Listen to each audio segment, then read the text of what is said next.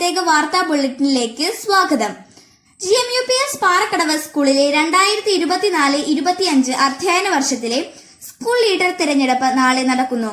തിരഞ്ഞെടുപ്പിനായി സ്ഥാനാർത്ഥികൾ നിശബ്ദ പ്രചരണത്തിനു ശേഷം വളരെ ആകാംക്ഷയോടെ കാത്തിരിക്കുകയാണ്. പാറക്കടവിനെ ആര് നയിക്കും എന്നറിയാൻ വേണ്ടി പാറക്കടവിലെ ഓരോ വിദ്യാർത്ഥികളും അവരുടെ സമ്മതിദാനാവകാശം നാളെ വിനിയോഗിക്കുന്നു.